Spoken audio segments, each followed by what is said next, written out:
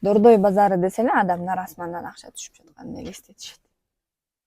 Дордойго кирип бат эле көтөрүлүп кетем деген ой менен же азыркы тил менен айтканда бат эле болуп кетем деген кыска ойдун чечими менен Дордойго кирип көрүшөт. Бирок жыйынтыгы биз күткөндөй болбой, натыйжада банкрот болуп калгандар аз эмес.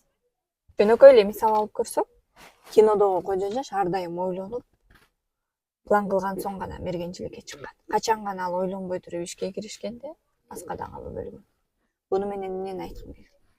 Кандай гана иш баштабаңыз, кандай гана ишке киришпеңиз, алдын ала ойлонуп, жок эле дегенде 5-6 жолу ошол тармакта иштеген адамдар менен пикир алышып көрсөңүз, жыйынтыгында аз да болсо сабак аласыз.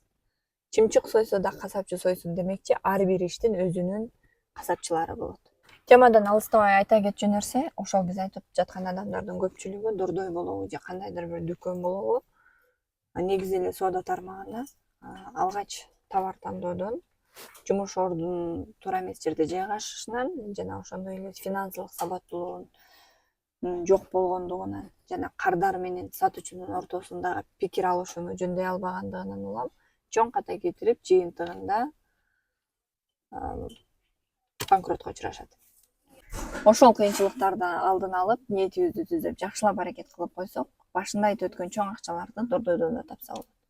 Эгерде сиздин да Дордойго кирүүгө каалооңуз болсо, же кандайдыр бир жумушка инвестицияны кылууну каалап, бирок билбей жатсаңыз, мен сиздерди кызматташууга чакырам. Адамга адам себеп болот демекчи, балким сиздин ийгилигиңиз менин да ийгилигим. Бийикке бирге жетели. Мен сиздерге ар дайым консультацияга берүүгө даярмын. Мен менен байланышсаңыздар болот. Номерди комментарийдин алдына калтырам. Чоң рахмат. Мен сиздерди күтөм.